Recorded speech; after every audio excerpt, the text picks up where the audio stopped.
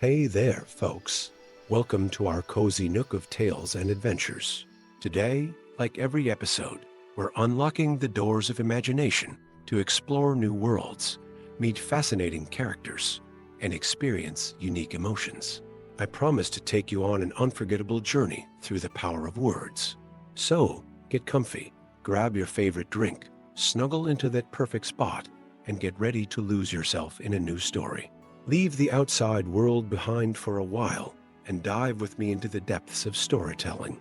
If you enjoy our content and want to support the channel, consider hitting that subscribe button and giving the video a thumbs up. Now, without further ado, let's dive into today's story. In the smoldering ruins of old Valyria, where the very air shimmered with ancient magics and the ground trembled with forgotten power, Lyra Valyrian stood at the precipice of destiny. The young Valyrian explorer, with hair as silver as moonlight and eyes the color of storm-tossed seas, had ventured where few dared to tread. As she carefully picked her way through the crumbling remnants of a once great civilization, the weight of her quest pressed upon her like a physical force. Suddenly, the ground beneath her feet gave way, plunging Lyra into the depths of a hidden chamber. As the dust settled, she found herself face to face with a sight that took her breath away. A dragon egg, its iridescent scales gleaming in the dim light, pulsing with an inner fire that had endured for centuries. "By the gods," Lyra whispered, her voice echoing in the cavernous space. The last dragon egg of Valyria. No sooner had her fingers brushed the egg's warm surface than a tremor shook the ruins. The egg began to glow with an otherworldly light, and Lyra knew in that moment that her life would never be the same. She had to protect this precious relic, this last ember of Valyria's glory, at all costs. As if summoned by the egg's awakening, shouts and the clang of steel echoed from above. The fiery hand, zealots of Rihlor who sought to claim the egg for the Red God, had discovered her location. With no time to lose, Lyra secured the egg in her satchel and began her desperate escape from the ruins of her ancestors. The journey from old Valyria was fraught with peril. Lyra navigated treacherous waters teeming with stone men, outwitted pirates in the smoking sea, and evaded assassins in the shadowy streets of Volantis. All the while, the egg pulsed against her side, a constant reminder of the immense responsibility she now bore. Her destination was Westeros, where she hoped to find protection under the last Targaryen, rumored to be gathering strength in the east. But fate, it seemed, had other plans. A fierce storm battered her ship as it approached the shores of Westeros, driving it off course. Lightning split the sky, and for a brief moment, Lyra glimpsed the looming silhouette of Dragonstone, ancestral seat of House Targaryen. As if drawn by an unseen force, the ship was dashed against the island's rocky coast. Lyra awoke on the beach, the egg clutched tightly to her chest. As she stumbled towards the imposing castle, a figure emerged from the mists. Maester Pylos, his chain clinking softly as he approached. "Who are you, child of Valyria?" he asked, his eyes widening at the sight of the egg. "And what treasure do you bring to our shores?" Before Lyra could answer, a commotion erupted from the castle gates. A group of men, led by a grizzled warrior with a flaming heart emblazoned on his armor, charged towards them. "Seize her," the leader cried. "The Lord of Light has shown us this vision. The egg must not fall into the wrong hands." Maester Pylos, sensing the gravity of the situation, made a split-second decision. "Run, child," he urged Lyra. "Seek out Samwell Tarly at the Citadel. If anyone can help you unravel this mystery, it's him." With a heavy heart, Lyra fled into the island's dense forests, the shouts of her pursuers fading behind her. For days, she evaded capture, surviving on her wits and the meager provisions she could forage. All the while, the egg grew warmer, its pulse stronger with each passing hour. Finally, Lyra managed to secure passage on a merchant ship bound for Old Town. As the coastline of Dragonstone faded into the distance, she allowed herself a moment of relief. But her respite was short-lived. In Old Town, Lyra found a city teeming with intrigue and danger. Whispers of her arrival had preceded her, and it seemed that every shadow concealed a potential threat. With great caution, she made her way to the Citadel, the egg a constant weight at her side. Samwell Tarly, once a brother of the Night's Watch, and now a respected master, listened to Lyra's tale with growing amazement. "This is more than just a dragon egg," he mused, carefully examining the pulsing relic. "According to ancient texts, this could be the key to preventing a catastrophe that threatens to engulf the world." As Sam delved deeper into his research, Lyra found an unexpected ally in Sorella San, a novice at the Citadel with a keen mind and a talent for disguise. Together, they pieced together a prophecy that spoke of a time when the balance between fire and ice would be thrown into chaos, and only the hatching of the last Valyrian dragon could restore harmony to the world. Their studies were interrupted by an attack on the Citadel. The fiery hand, led by the fearsome warrior Lyra had encountered on Dragonstone, breached the ancient walls. In the chaos, Lyra and Sorella fled with the egg and what few scrolls they could carry. Their journey took them across Westeros, from the sun-baked streets of Dorne to the frozen wastelands beyond the wall. At each turn, they faced new challenges and gathered unlikely allies: a disgraced knight seeking redemption, a wildling spearwife with a heart of gold, and a disillusioned red priestess who had glimpsed a truth beyond her faith. As they traveled, signs of the coming catastrophe grew more apparent. Winters became harsher, summers shorter. Strange lights danced in the northern skies, and whispers of ancient terrors stirred in the darkest corners of the realm. The egg, now almost too hot to touch, guided their path. It led them to forgotten places of power: a hidden grove in the Isle of Faces, the crypts beneath Winterfell, and finally to the very heart of the lands of Always Winter. It was there, in a place where the very air seemed to crystallize with cold, that they made their final stand. The army of the dead, led by creatures of ice that had haunted mankind's nightmares for millennia, descended upon them. As her companions fought with desperate valor, Lyra clutched the egg to her chest and closed her eyes. She thought of her journey, of the friends she had made and lost, of the weight of destiny that had brought her to this moment, and in that instant she understood. With trembling hands, she placed the egg in the center of an ancient stone circle. As the battle raged around her, Lyra began to sing a song of Valyria, of fire and blood, of life triumphant in the face of death. Her voice, clear and strong, rose above the clash of steel and the shrieks of the dead. The egg began to crack, fissures of light spreading across its surface. As the last note of Lyra's song faded, the egg burst open in a blaze of glory. From the flames emerged a dragon, small but perfect, its scales shimmering with all the colors of fire.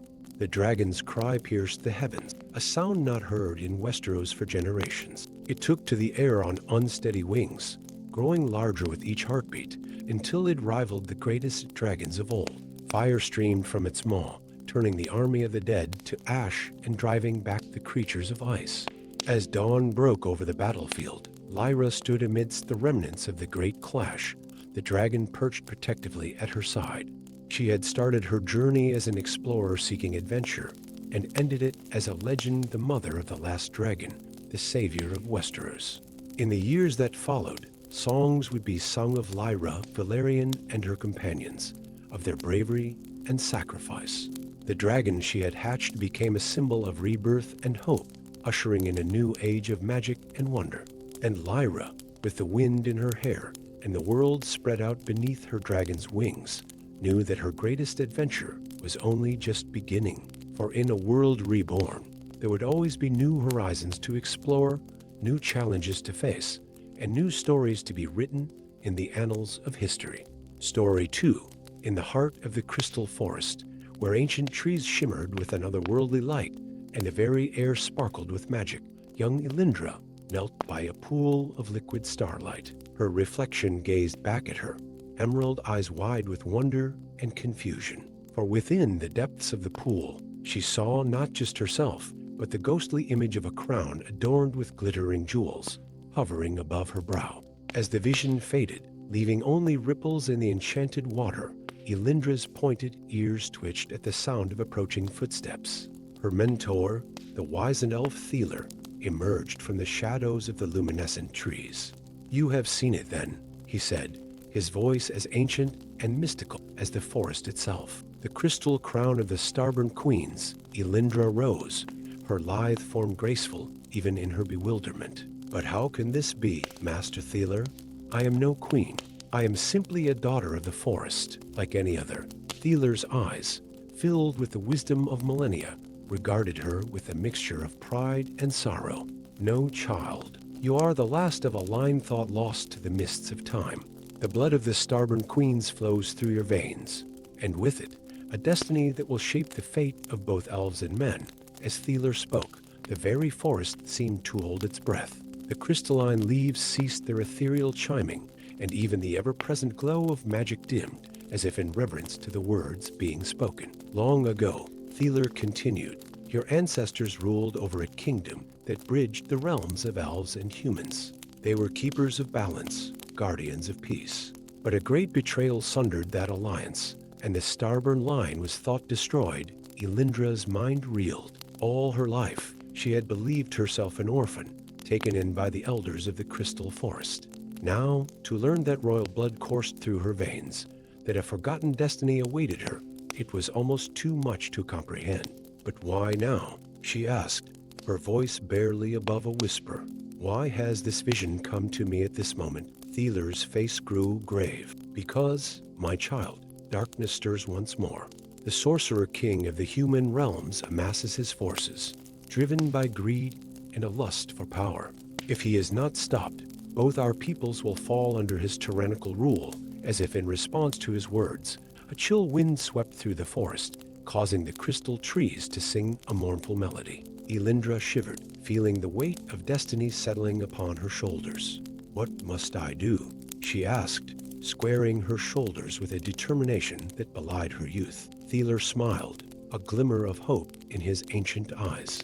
"You must reclaim your birthright, and with it, the power to unite our fractured world. The elemental gems, artifacts of immense power that once adorned the Crystal Crown, were scattered to the far corners of the realm for safekeeping. You must recover them before the Sorcerer King can claim them for himself." And so began Elindra's epic quest.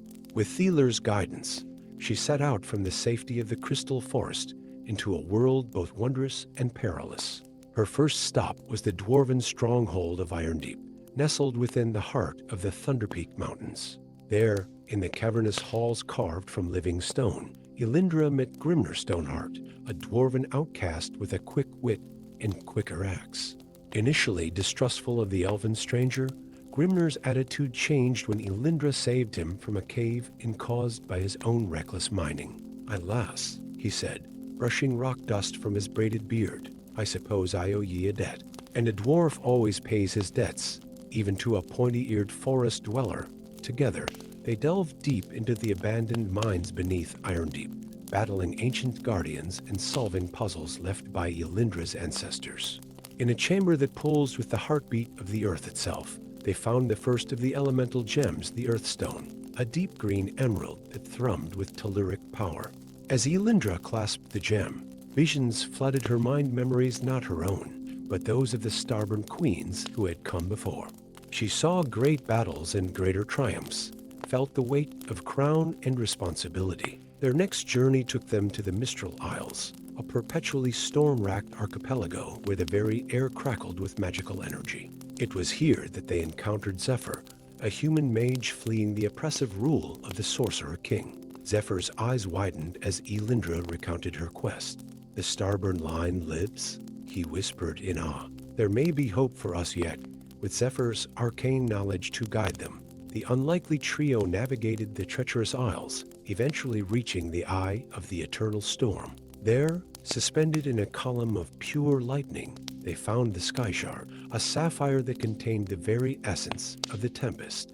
As Elindra claimed the second gem, she felt its power join with that of the Earthstone. The artifacts resonated with each other, and with something deep within her own being. She was changing, growing into the leader she was destined to become.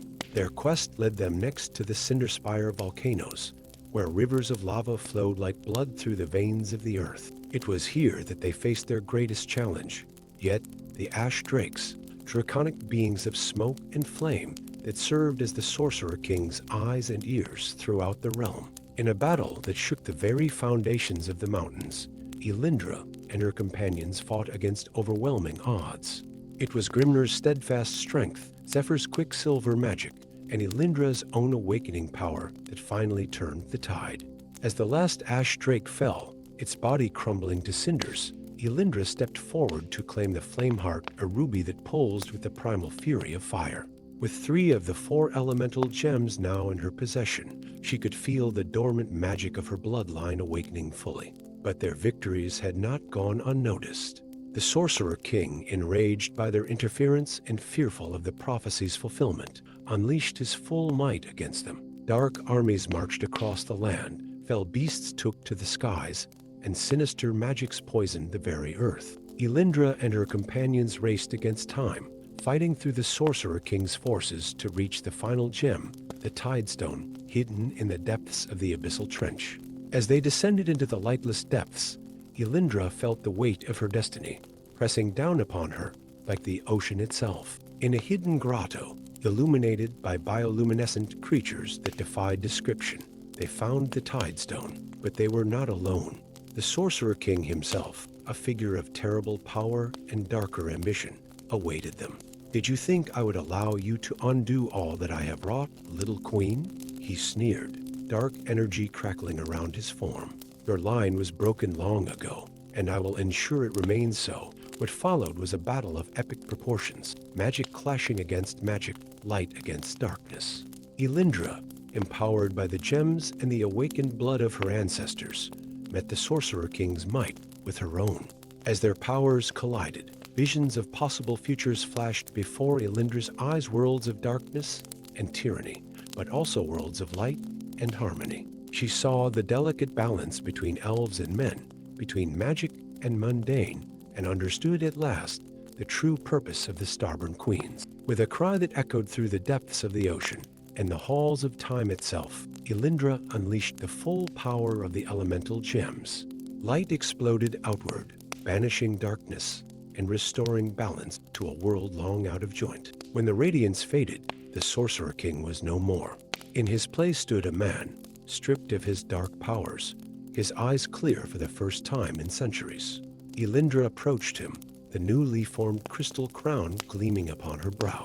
"The cycle of hatred ends here," she said, her voice carrying the weight of queens long past. "Will you help us rebuild what was broken?" As the chastened king knelt before her, Elindra turned to her companions Grimner, stalwart and true, Zephyr, wise and repentant. She saw in them the promise of a new age, one where the divisions between races could be healed. And so, as dawn broke over a world reborn, Queen Elindra of the Starborn line began the long task of reunification.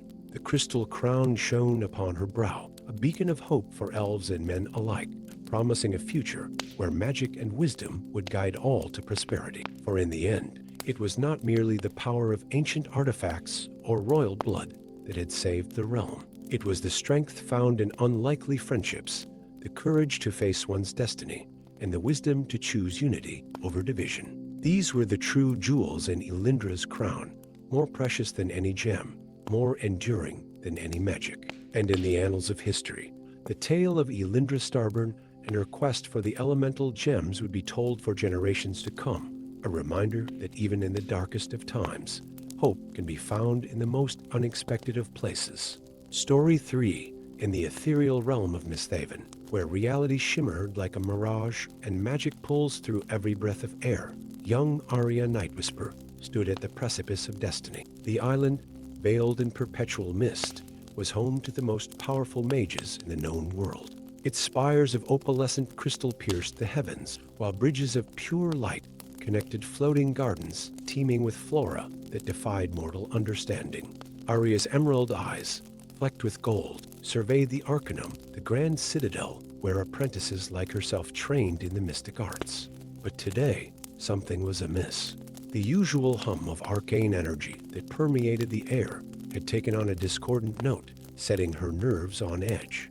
As she ascended the spiraling staircase of living vines, each step illuminating beneath her feet, Arya's mind raced. For weeks, whispers had echoed through the hallowed halls of the Arcanum, murmurs of unrest, of a shadow growing within the heart of Misthaven itself. At the top of the tower, she found her mentor, Magister Lysander, hunched over an ancient tome. His silver hair seemed to catch starlight even in the dimness of the chamber, and his eyes pools of swirling galaxies met hers with urgency. "Arya," he breathed, his voice carrying the weight of Ian's. "You must listen carefully. The fate of Miss Thaven, perhaps of all magic itself, hangs in the balance." With trembling hands, Lysander revealed a plot so insidious it seemed impossible. A cabal of mages, led by members of the High Council itself, sought to assassinate the Archmagus and seize control of the island's wellspring of power. But why? Arya gasped, her world tilting on its axis. "The Archmagus maintains the balance. Without him, chaos," Lysander finished grimly. "Or so they believe. But in their lust for power, they risk unraveling the very fabric of our reality." As if in response to his words, a tremor shook the tower. Outside, the ever-present mist began to roil and churn, flashes of unnatural lightning illuminating terrible shapes within. "You must go," Lysander urged, pressing a small, leather-bound book into Arya's hands. "This grimoire contains knowledge forbidden to all but the Archmagus himself. With it, you may be able to stop what's coming, but you cannot let it fall into the wrong hands." Arya's fingers tingled as they closed around the tome, feeling the raw power contained within its pages. "But Master, I'm just an apprentice. Surely there are others more qualified." A thunderous boom cut her off, and the door to the chamber burst open in a shower of splinters. Framed in the doorway stood Magister Thorn, his usually handsome face twisted in a sneer of triumph. "How predictable, old friend," Thorn drawled, dark energy crackling around his fingertips. "Always putting your faith in children." What followed was a duel of epic proportions, magic clashing against magic in a symphony of light and shadow. Lysander fought with all the skill and power of his centuries, but Thorn's magic was fueled by something darker, more primal. As her mentor fell, his last act a gesture that opened a portal behind her, Arya knew her path was set. With tears streaming down her face, she leapt through the swirling vortex, the precious grimoire clutched to her chest. She emerged in the lower city of Miss Thaven, a maze of crooked streets and shadowy alcoves where those less magically inclined made their homes. The air here was thick with the scent of exotic spices and the babble of 100 different tongues. Disoriented and alone, Arya stumbled through the twisting alleys, acutely aware of the power she carried and the danger that pursued her.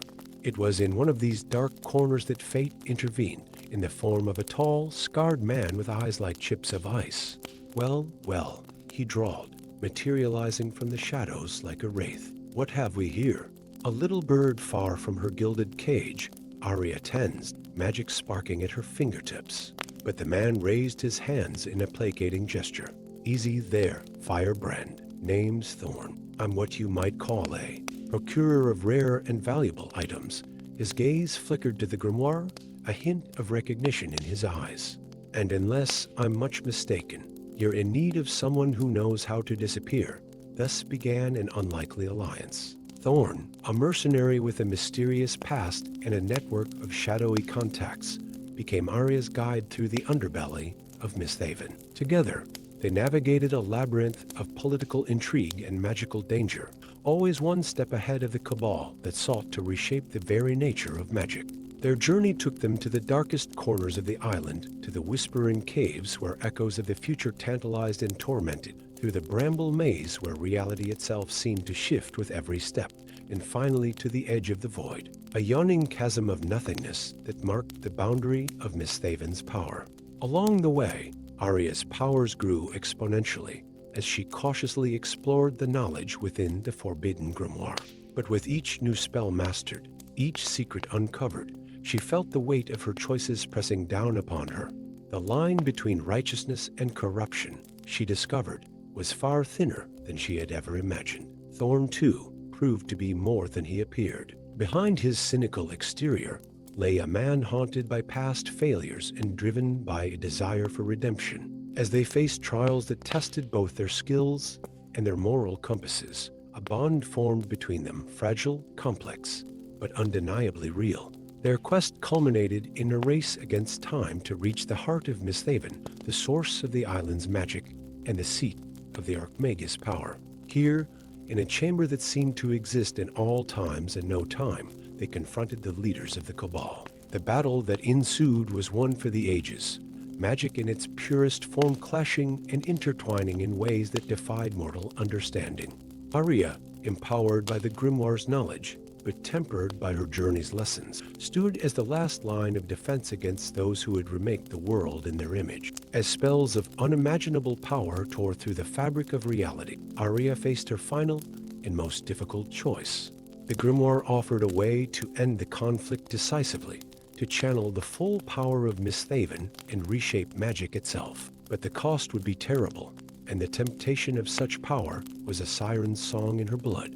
In that moment of decision, with the fate of not just Misthaven, but all magical realms hanging in the balance, Arya looked to Thorn.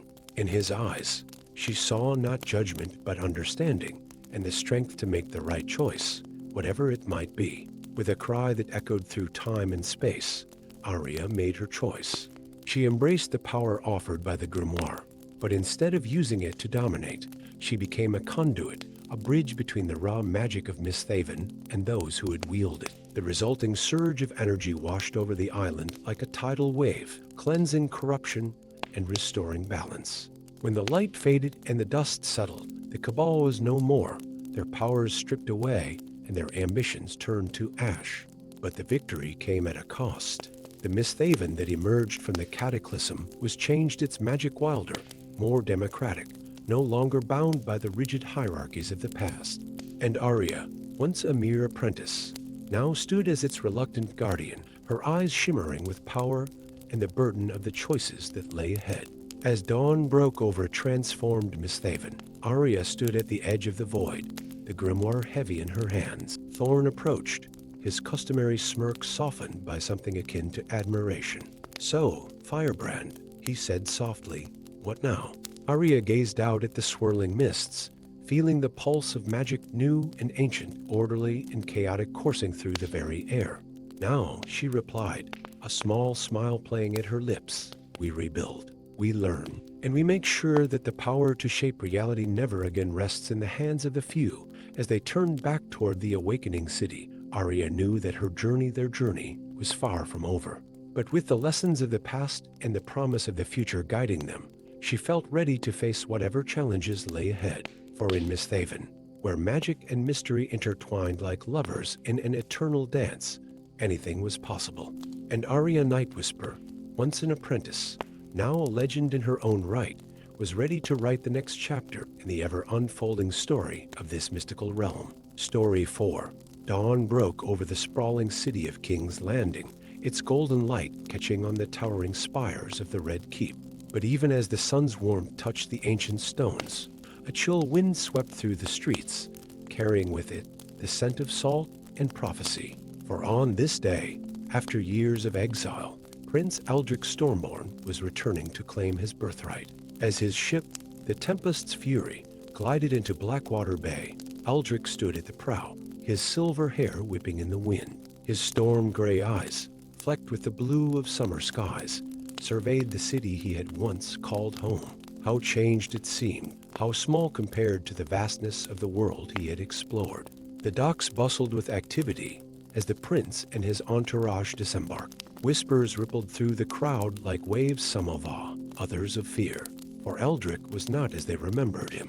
Gone was the carefree youth. In his place stood a man tempered by hardship and honed by adventure. As Aldrich made his way through the city, the very cobblestones seemed to resonate with each step.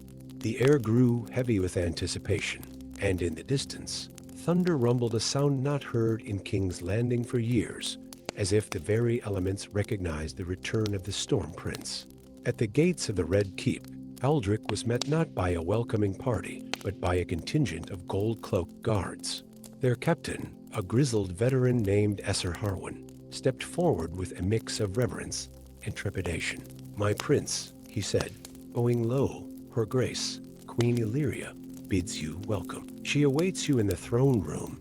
Aldrich's jaw tightened at the mention of his twin sister. They had once been inseparable, two halves of the same tempestuous soul, but time and ambition had driven them apart.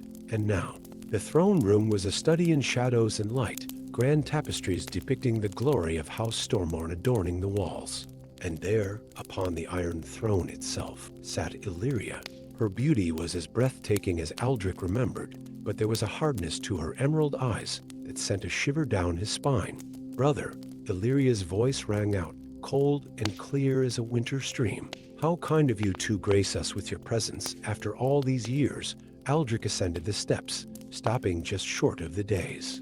"Sister," he replied, his voice low and charged with unspoken tension. "I have returned to take my place as rightful heir to the throne."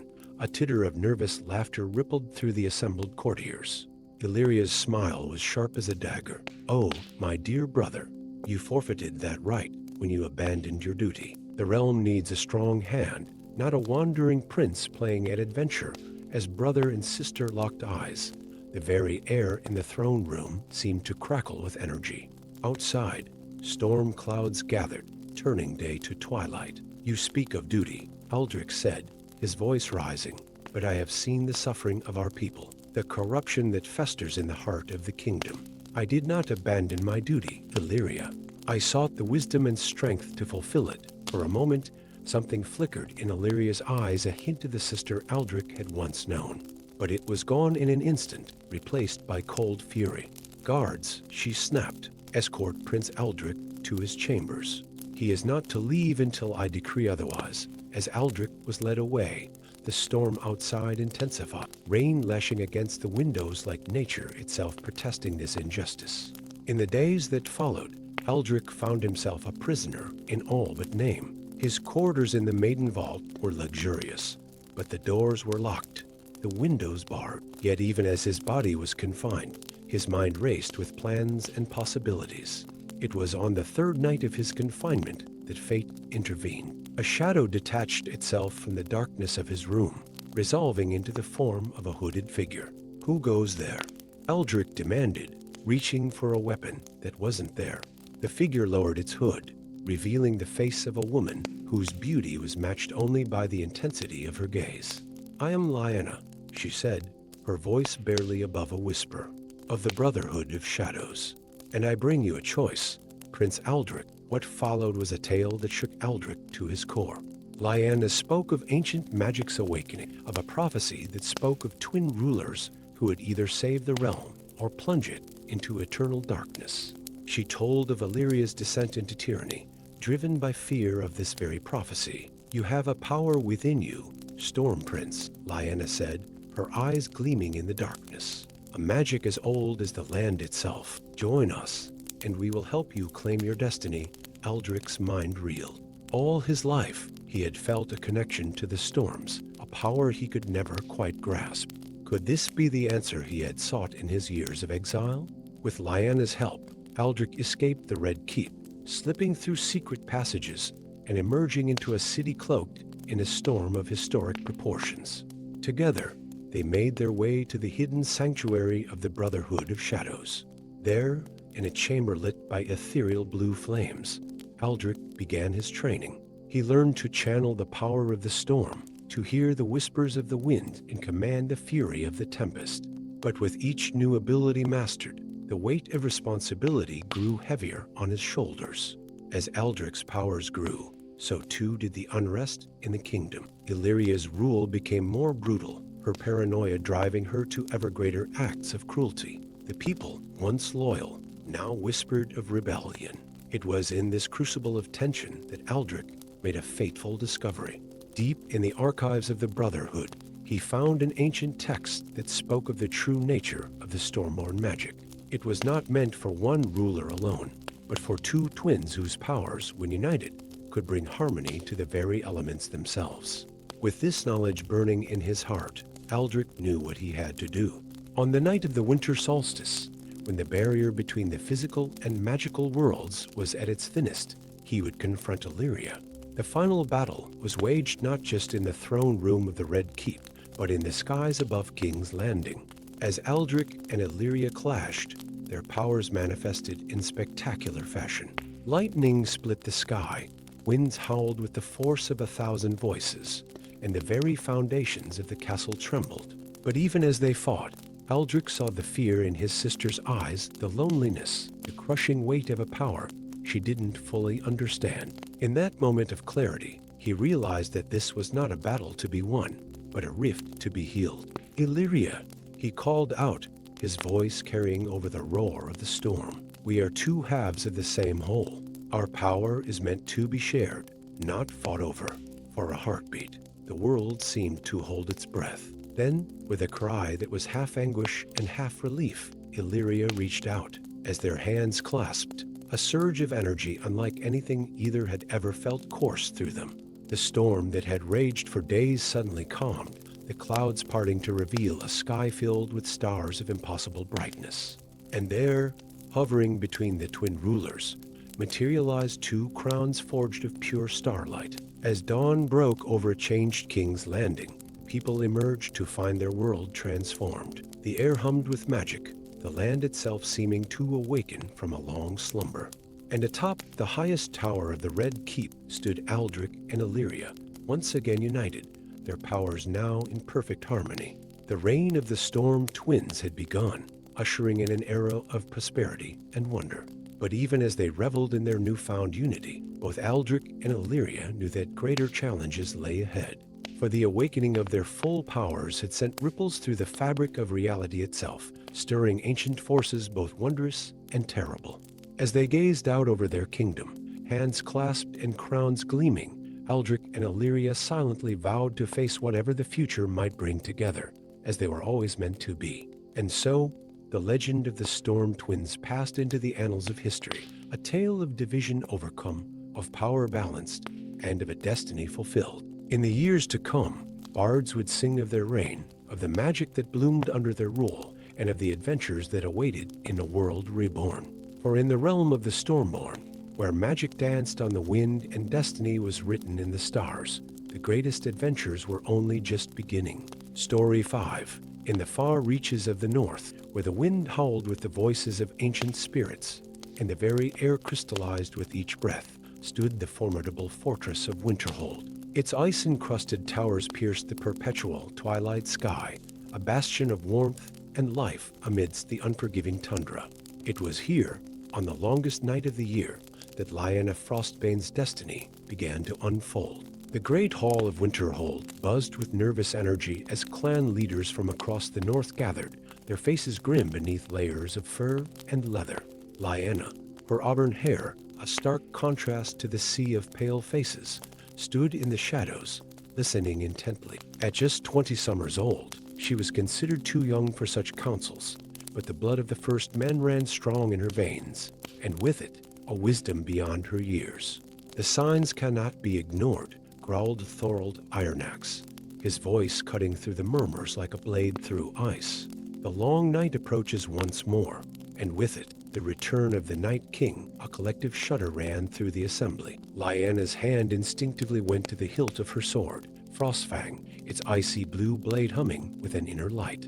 As the council descended into arguments and recriminations, Lyanna slipped away, her steps silent on the stone floors. She made her way to the highest tower of Winterhold, where the ancient hearth tree grew, its blood-red leaves a stark contrast to the surrounding whiteness. Kneeling before the carved face of the weirwood, Lyanna closed her eyes, letting the whispers of the old gods wash over her. Images flashed through her mind, a crown of ice, an army of the dead marching relentlessly south, and a sword blazing with living flame. "The sword of the dawn," she whispered, her eyes snapping open. The legends spoke of such a weapon, forged in the fires of the sun itself, capable of turning back the tide of darkness. But it had been lost for centuries, its location a mystery as old as the north itself. As dawn broke, painting the snow-covered landscape in hues of pink and gold, Lyanna made her decision. She would find the Sword of the Dawn, unite the fractured clans of the north, and face the coming darkness. Her journey took her first to the skeptical court of Lord Darion Blackthorn, whose lands bordered the haunted forests of the far north. Blackthorn, a bear of a man with eyes like chips of obsidian, scoffed at Lyanna's warnings, prophecies, and magic swords. He sneered, his voice echoing through the gloomy hall of Ravenspire. "The North needs steel and men, girl, not fairy tales." But as night fell and an unnatural chill crept through the castle, Blackthorn's doubts began to waver. Strange noises echoed from the nearby woods, and sentries reported glimpses of glowing blue eyes in the darkness. It was in the depths of night that the attack came. The dead, led by a white walker astride an undead bear, breached the walls of Ravenspire. Chaos reigned as the living fought desperately against an enemy that felt no pain, knew no fear. In the heart of the battle, Lyanna and Blackthorn found themselves fighting back to back, Frostfang gleaming as it cut through the undead horde. As the White Walker approached, its icy sword raised high, Lyanna felt a surge of power coursing through her blade. With a cry that seemed to shake the very foundations of the earth, she lunged forward. Frostfang met the walker's blade in a shower of sparks, and to everyone's amazement, shattered it. The walker exploded into 1,000 shards of ice, and with its destruction, the remaining undead collapsed like puppets with cut strings. In the aftermath of the battle, as the first light of dawn touched the blood-stained snow, Blackthorn knelt before Lyanna, his pride forgotten. "My sword is yours, Lyanna Frostbane," he said, his voice gruff with emotion. "Lead us against this darkness." With Blackthorn's support, other clans soon rallied to Lyanna's cause.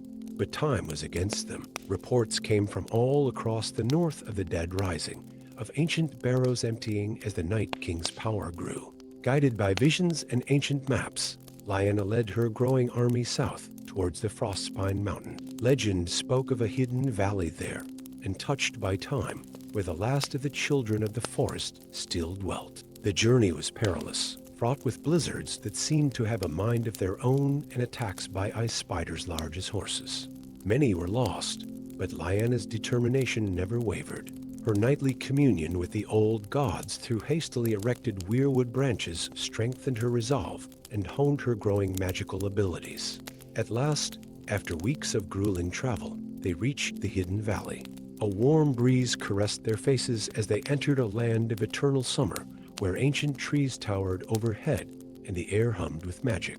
The children of the forest, small, lithe beings with eyes of otherworldly wisdom, greeted Lyanna as if they had been expecting her.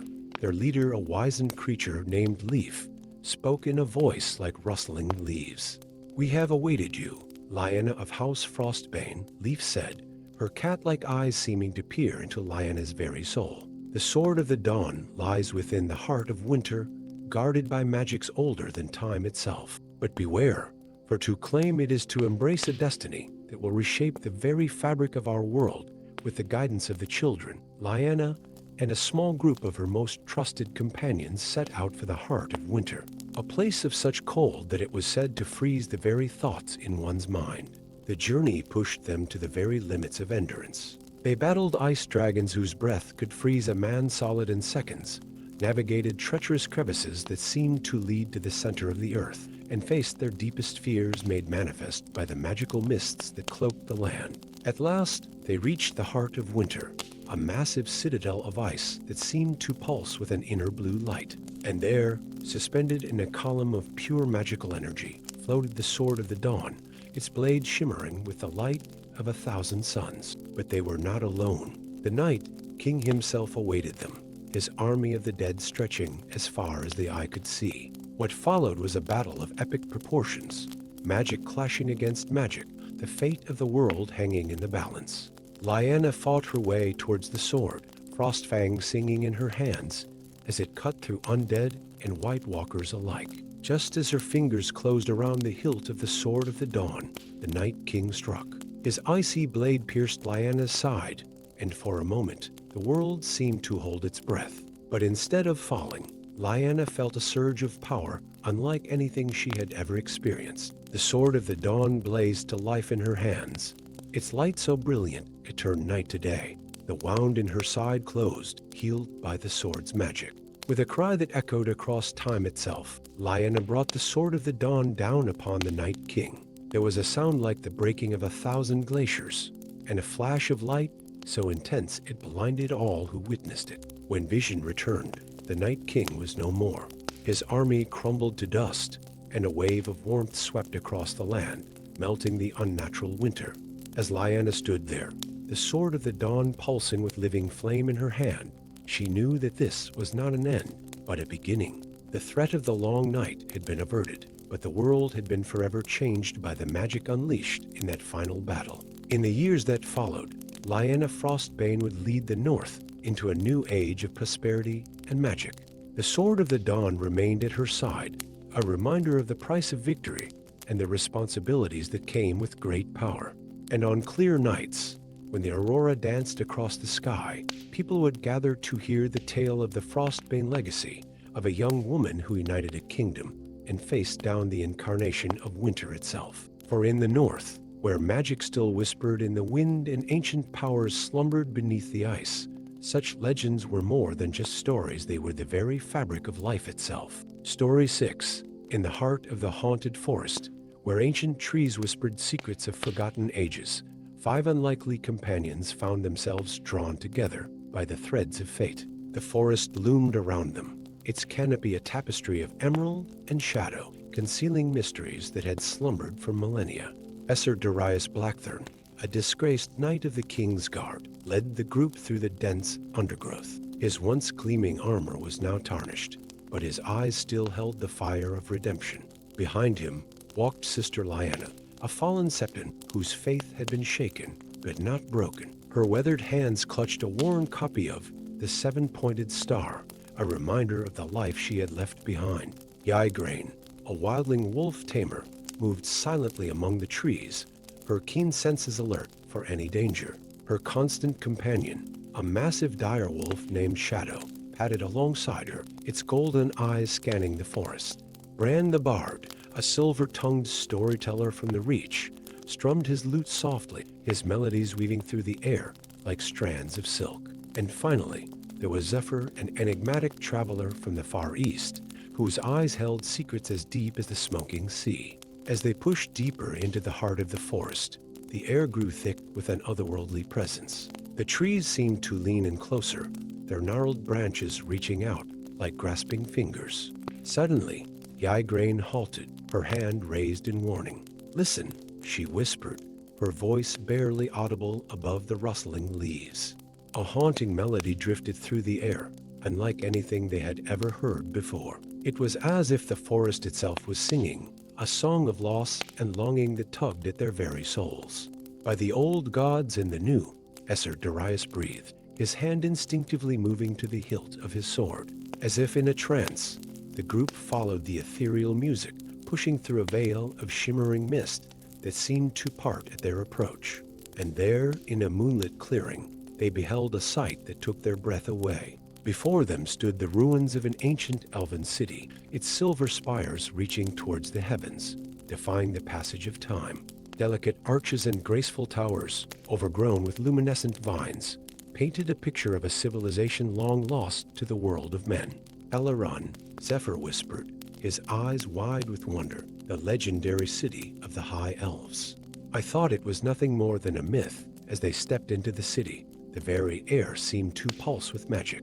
Ghostly figures flitted at the edges of their vision, echoes of a people long gone. Bran's fingers danced across his lute strings, instinctively weaving a melody that harmonized with the city's own song. "This is impossible," Sister Lyanna murmured, her faith and skepticism warring within her. "The elves are creatures of legend, not flesh and blood, yet the evidence of their existence surrounded them." In the center of the city stood a great tree, its trunk as wide as a castle tower, its branches reaching out to embrace the entire clearing. At its base, a pool of crystal clear water reflected the starry sky above. As they approached the tree, a shimmering figure materialized before them. She was ethereally beautiful, with flowing silver hair and eyes that held the wisdom of ages. The spectral elf regarded them with a mixture of curiosity and sorrow. "Welcome, children of the younger races," she spoke, her voice like the chiming of silver bells. "I am Elera, last queen of Alaron. For millennia, we have waited for those who would hear our song and heed our call." The companions stood in awe, their minds struggling to comprehend the magnitude of what they were witnessing. Valera's gaze swept over them, lingering on each face as if reading their very souls. "You stand at the precipice of a great and terrible destiny," she continued. "The magic that once flowed freely through this world has waned, but it is not gone. It sleeps, waiting to be awakened." With a wave of her hand, The pool at the base of the great tree rippled, and images began to form on its surface.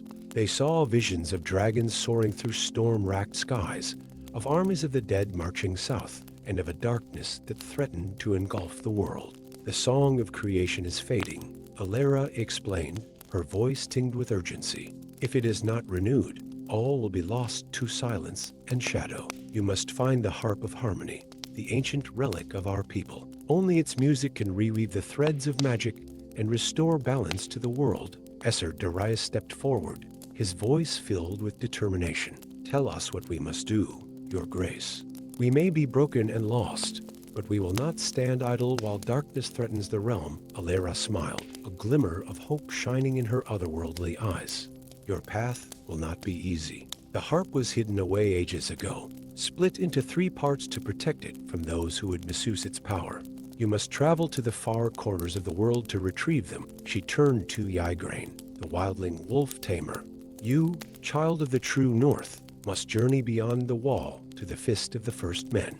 There, in the frozen wastes, you will find the harp's strings, guarded by the spirits of the ancient heroes. To Bran the Bard, she said, your quest will take you to the citadel in Old Town. In its vast libraries lies the knowledge to craft the harp's frame. But beware, for there are those among the masters who would keep such power for themselves. Finally, she addressed Zephyr.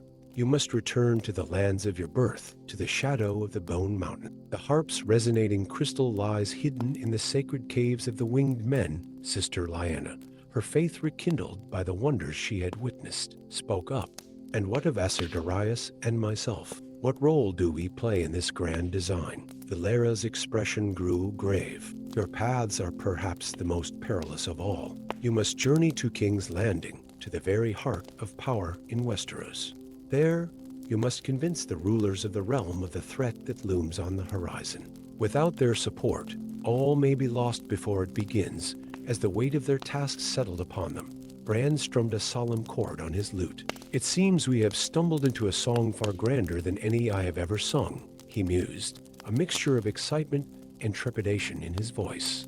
Valyria nodded, her form already beginning to fade. Remember, the magic of this world is tied to the balance of nature. As you journey, seek out the children of the forest, the green seers, and the skin changers. They are the last keepers of the old magics, and their wisdom will be invaluable. With a final, ethereal smile, the elven queen disappeared, leaving behind only the whisper of a song on the wind. The companions stood in silence for a long moment, the enormity of their task settling over them like a heavy cloak. It was Esser Darius who finally broke the silence, his voice filled with a determination that had been absent for far too long. We may be an unlikely group of heroes, he said, looking at each of his companions in turn, but fate has chosen us for this task. I, for one, will not shrink from it. Ygraine nodded, her hand buried in Shadow's thick fur. The old gods have guided us here for a reason. I will not turn my back on their will, nor I, Sister Lyanna added, her eyes shining with renewed purpose. The 7 work in mysterious ways, and perhaps this is the path to redemption for which I have prayed. Zephyr's usual enigmatic expression had given way to one of fierce resolve. The world is vast and full of wonders. My friends, let us write a legend that will be sung for ages to come. Bran strummed his lute once more, a hopeful melody rising from its strings. Every great tale needs its heroes, he said with a grin. And I, for one, cannot wait to see how ours unfolds. As the first light of dawn began to filter through the ancient trees, the unlikely band of heroes set out from the ruins of Alaron. They carried with them not only the weight of their individual quests, but the fate of the entire world. The haunted forest seemed to come alive around them, the trees whispering encouragement as they passed. Their path would take them to the far corners of the known world and beyond. They would face trials that would test not only their strength and courage, but the very essence of who they were. Dragons would rise from ancient slumber, the dead would walk the earth, and the very fabric of reality would be threatened. But for now, as they took their first steps on this grand adventure, hope burned brightly in their hearts. The song of the elves lingered in their ears, a reminder of the magic that still existed in the world. And with each step, they moved closer to their destiny. ready to write a new chapter in the great saga of their world. As they reached the edge of the clearing, Bran began to sing, his clear voice rising above the sounds of the forest, in shadows deep and forests old, where ancient magic still holds sway. 5 heroes brave, with hearts of gold, set forth to save the light of day. Through ice and fire, storm and strife, they'll seek the harp of harmony, to weave anew the threads of life, and set the song of magic free. So listen well, all ye who hear this tale of valor, love, and might, for in the darkness, hope burns clear, a beacon in the longest night. And so, their quest began, a journey that would become legend, whispered around campfires and sung in great halls for generations to come. The echoes of Elvenwood had set in motion a chain of events that would shape the destiny of their world, for better or for worse. The song of creation hung in the balance, and these unlikely heroes held its fate in their hands. Story 7. In the misty depths of the Riverlands, where ancient trees whispered secrets of forgotten kings, a young man named Aaron Rivers tended to his humble forge. Unbeknownst to him, the blood of dragons flowed through his veins, a legacy hidden by those who sought to protect him from the deadly Game of Thrones. As the first light of dawn kissed the dew-laden leaves, Aaron's world shattered. A raven black as night swooped down with a message clutched in its talons. The parchment, bearing the seal of a long-dead master, revealed the truth of Aaron's heritage. He was the last living heir of House Targaryen, hidden away as a babe when Robert's rebellion tore the 7 kingdoms asunder. Barely had Aaron absorbed this earth-shattering revelation when the sound of hoofbeats echoed through the forest.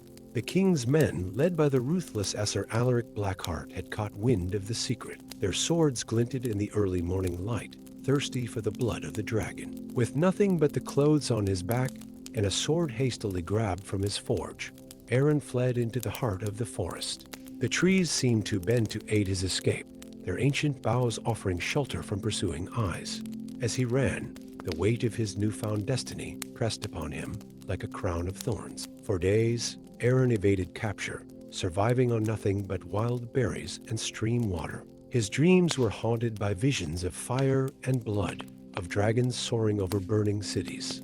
On the 7th night, exhausted and delirious, he stumbled into a moonlit clearing where an old crone tended a blazing fire. "I've been expecting you, young dragon," the woman croaked, her eyes glowing like embers in the firelight. "I am Magda, the Red Priestess of Rihlor, and your path has been foretold in the flames." Aaron, wary but desperate for answers, approached the fire. "I never asked for this," he said, his voice hoarse from days of silence. "I was content with my life as a blacksmith." Magda cackled, the sound echoing through the trees. "Destiny cares not for our desires, child. The Lord of Light has chosen you to face the darkness that grows in the north. But first, you must embrace your heritage and claim what is rightfully yours." As dawn broke, Aaron left the clearing with newfound purpose, a ruby amulet from Magda hanging around his neck. The priestess's words echoed in his mind, "Seek the sword of the morning in the deserts of Dorne. Only when fire meets star can the true king rise." Aaron's journey took him across the war-torn landscape of Westeros. He traversed treacherous mountain passes, snuck through enemy camps, and sailed across storm-tossed seas. Along the way, he encountered both kindness and cruelty, learning harsh lessons about the world he was destined to rule. In a tavern on the edge of the Dornish desert, Aaron's path crossed with that of Nymeria Sand, a fierce Dornish warrior with eyes like liquid gold and a laugh that could charm the venom from a snake. Initially distrustful of the northerner, Nymeria soon recognized the fire that burned within him. "You're either the bravest fool I've ever met," she said, twirling a dagger between her fingers, "or the last hope for a realm torn apart by war. Either way, your journey promises to be interesting." Together, they ventured into the unforgiving desert, seeking the legendary Sword of the Morning. As they trudged through endless dunes under a merciless sun, Aaron and Nymeria formed a bond forged in adversity. She taught him the ways of the spear and the secrets of desert survival, while he shared with her his visions of a united realm where all people could live in peace. On the 20th day of their quest, as the last light of the setting sun painted the desert gold, they crested a dune to find a sight that took their breath away. Before them stood the ruins of an ancient Valyrian outpost, its once great towers now half buried in sand. At its heart, a sword of pale steel gleamed, untouched by time.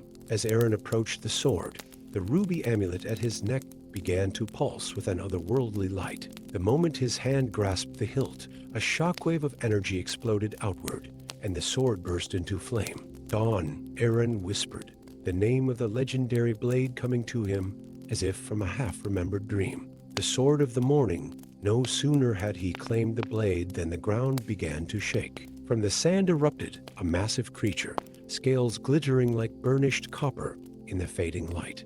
A dragon thought long extinct unfurled its wings and fixed Aaron with eyes of molten gold. Nymeria reached for her spear, but Aaron stayed her hand. Guided by an instinct as old as his bloodline, he approached the dragon, Dawn held loosely at his side. The great beast lowered its head, hot breath washing over Aaron like a desert wind. In that moment, a bond was forged between man and dragon, a connection that would shape the fate of the Seven Kingdoms. As Aaron and Nymeria soared above the clouds on Dragonback, the reality of his destiny truly sank in. He was no longer just Aaron Rivers, the bastard blacksmith from the Riverlands. He was the last Targaryen, the rightful heir to the Iron Throne, and the only hope against the darkness growing in the north. Their return to the mainland caused a stir that rippled across Westeros. Lords and ladies, merchants and small folk alike whispered of the dragon rider who had emerged from the desert. Some hailed him as a savior, others as a threat to the fragile peace. In the great city of Old Town, Aaron and Nymeria found an unexpected ally in Maester Alaris, a young scholar with a keen mind and a secret of his own. The long night approaches, Alaris warned, showing them ancient texts that spoke of a terrible darkness. The realm must be united under a true leader if we are to survive. As word of Aaron's existence spread, enemies and allies alike began to converge. Sir Alaric Blackheart and his men hunted them relentlessly, while lords who remembered the Targaryen rule with fondness pledged their swords to his cause. Through it all, Aaron struggled with the weight of his newfound responsibilities and the fear of becoming the very thing he had always despised, a tyrant drunk on power. It was Nymeria who kept him grounded, her wit and wisdom a constant reminder of the people he sought to protect. "A true king serves his people," she would say, her eyes flashing with conviction. "He doesn't rule them." As armies gathered and alliances shifted, Aaron found himself at the center of a storm that threatened to tear the Seven Kingdoms apart. But even as he prepared for war, he never lost sight of the greater threat looming beyond the wall. In a daring move that would be sung about for generations, Aaron flew his dragon to the very heart of King's Landing. There, before the court and commoners alike, he plunged the flaming dawn into the ground and made a proclamation that would echo through history. "I come not to conquer, but to unite." His voice rang out, clear and strong. "A darkness approaches that threatens all of Westeros. I ask not for your bent knees, but for your strong arms and brave hearts. Together, we can forge a new age of peace and prosperity. But first, we must survive the long night that comes." His words, born of hardship and tempered by wisdom beyond his years, struck a chord in the hearts of many. Lords who had been bitter enemies found common cause in the face of a greater threat. The small folk, long ignored by those who ruled them, saw in Aaron a leader who understood their struggles. As the first snows of winter began to fall on King's Landing, Aaron stood atop the battlements, dawn gleaming at his side and his dragon circling overhead. Nymeria stood beside him, her hand resting on his arm, a reminder of the human heart that beat beneath the mantle of kingship. "Are you ready for what comes next?" she asked, her voice barely audible above the wind. Aaron gazed out at the city below, at the realm that now looked to him for leadership. The path ahead was fraught with danger, but for the first time since he had fled his humble forge in the Riverlands, he felt truly ready to face his destiny. "I am," he replied, his voice filled with quiet determination. "Not because I was born for this, but because I choose it. For the realm, for the people, for all that is good and just in this world." As if in response to his words, his dragon let out a mighty roar that echoed across the city. It was a call to arms, a challenge to the darkness, and a promise of the dawn to come. The last Targaryen, once a hidden bastard, now stood revealed as the realm's last best hope. The Game of Thrones had changed, and winter was coming, but with it came the promise of fire, of light, and of a new age for Westeros. Story 8. In the twilight of a dying autumn, the Riverlands lay besieged by an unholy scourge. The air, once sweet with the scent of harvest, now carried the putrid stench of decay. Across the rolling hills and meandering streams, an army of the dead marched relentlessly, their ghostly pallor a stark contrast to the vibrant hues of the falling leaves. At the vanguard of hope stood Esser Gideon Lightbringer, his silver armor gleaming like a beacon in the growing darkness. The Knight of the Dawn, they called him, for where he rode, the shadows seemed to retreat. His azure eyes, set in a face weathered by battle, yet unmarred by cruelty, surveyed the desolation before him with grim determination. Hold the line. Gideon's voice rang out, clear and strong, bolstering the spirits of the beleaguered Knights of the Dawn. Their ranks, once 1,000 strong, had been whittled down to mere hundreds. Yet still they fought, their resolve as unbreakable as the ancient oaths that bound them. As the undead horde surged forward, a familiar warmth spread through Gideon's chest. The Dawnstone, a brilliant sapphire embedded in his breastplate, pulsed with ethereal light. Its magic coursed through him, infusing his blade with radiant energy. With each swing, the dead fell, their unholy animations snuffed out like candles in a gale. But for every foe vanquished, 2 more shambled forward to take its place. Gideon knew, with a growing sense of dread, that this was a battle they could not win through strength of arms alone. As night fell and the stars emerged like distant beacons of hope, a rider approached at breakneck speed. Gideon recognized the crimson cloak of his squire, young Theron, billowing behind him like a banner of blood. "My lord," Theron cried, his voice cracking with exhaustion and fear. "Terrible news from Willowbrook. The village has fallen," and the boy's eyes welled with tears. "Lady Elara has been taken." The world seemed to tilt on its axis. Elara, Gideon's betrothed, the light of his life and anchor of his soul. In his mind's eye, he saw her golden hair, her emerald eyes that sparkled with mischief and wisdom in equal measure. The thought of her in the clutches of the enemy sent a chill through his veins colder than any winter's bite. "By whom?" Gideon demanded, his voice low and dangerous. Theron swallowed hard. "They say it was the Lord of Ashes himself, my lord. He rode a steed of smoke and shadow, and where he passed, the very earth withered and died, the Lord of Ashes." A name spoken only in whispers, a figure of legend and nightmares. Some said he was death incarnate, others a sorcerer of unimaginable power. All agreed that where he walked, ruin followed. In that moment, Esser Gideon Lightbringer made a decision that would alter the fate of kingdoms. With a heavy heart, he removed the Dawnstone from his armor and pressed it into the hands of his most trusted lieutenant. "Sir Aldrich," he said, his voice steady despite the turmoil in his soul, "I entrust you with the defense of the Riverlands. The Dawnstone will aid you, as it has aided me." Aldrich's eyes widened in shock. "But my lord, without the stone, you'll be defenseless against the dark magic of the enemy." Gideon managed a grim smile. "Perhaps. But I have sworn an oath, not just to this land, but to the woman I love. I cannot abandon her to this fate." As the first light of dawn broke over the horizon, Esser Gideon Lightbringer rode forth, no longer the shining knight of legend, but a man driven by love and desperation. His path took him away from the battles of men and into the untamed wilds, where ancient magic still held sway. For days he traveled through mist-shrouded forests where trees whispered secrets in forgotten tongues, across desolate moors where the wind howled with the voices of the damned. Each night, as he made camp beneath alien stars, Gideon felt the absence of the Dawnstone keenly. Without its comforting warmth, the darkness seemed to press in around him, hungry and alive. On the 7th day, as he navigated a treacherous mountain pass, a voice called out from the shadows. "Well, well, what have we here?" A knight-errant, far from home and hearth. Gideon's hand flew to his sword hilt as a figure materialized from the mist.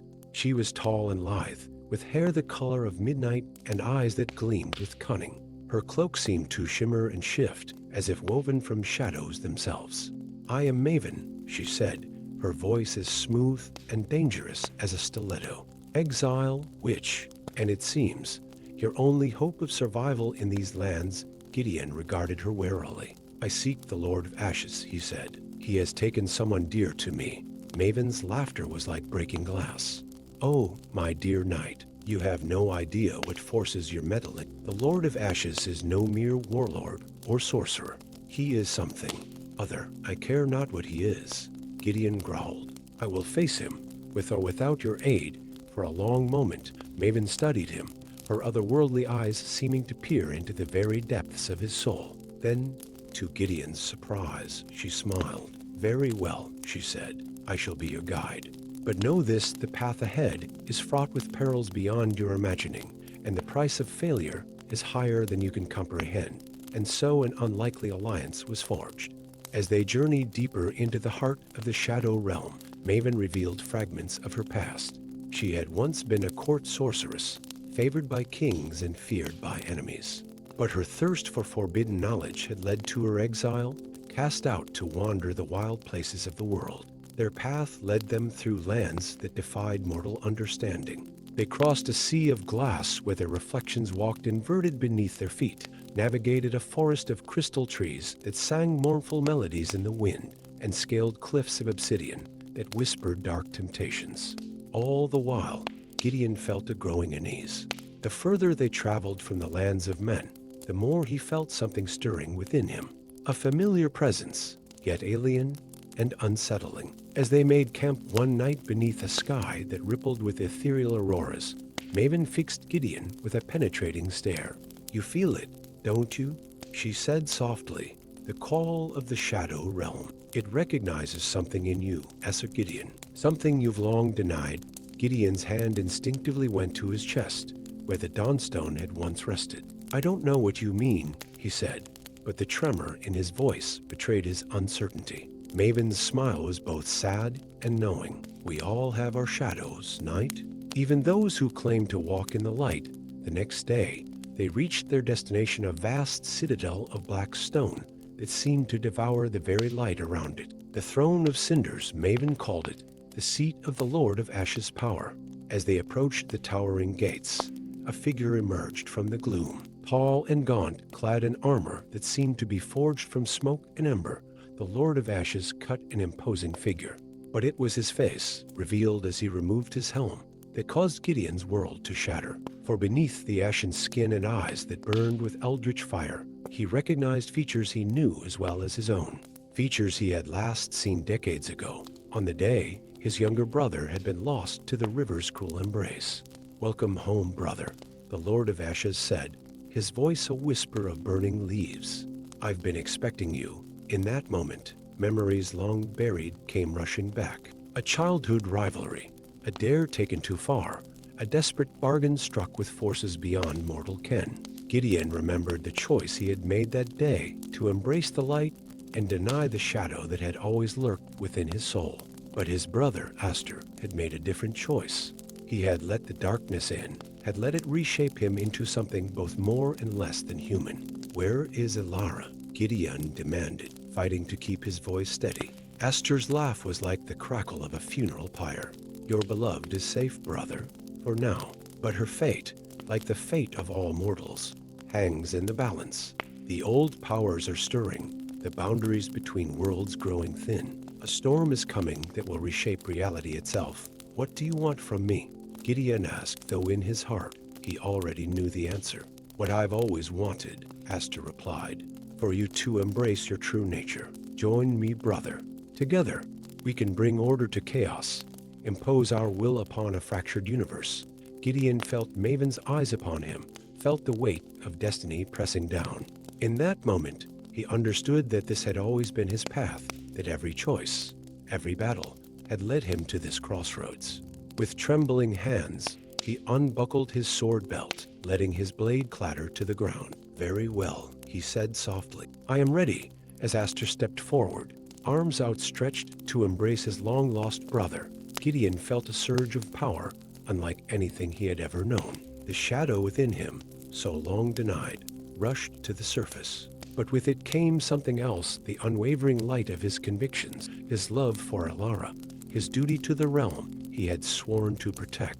In a blinding flash, light and shadow collided, and Gideon Lightbringer was transformed. No longer purely a creature of the dawn, nor fully embracing the night, he had become something new, a twilight warrior, balancing between two worlds.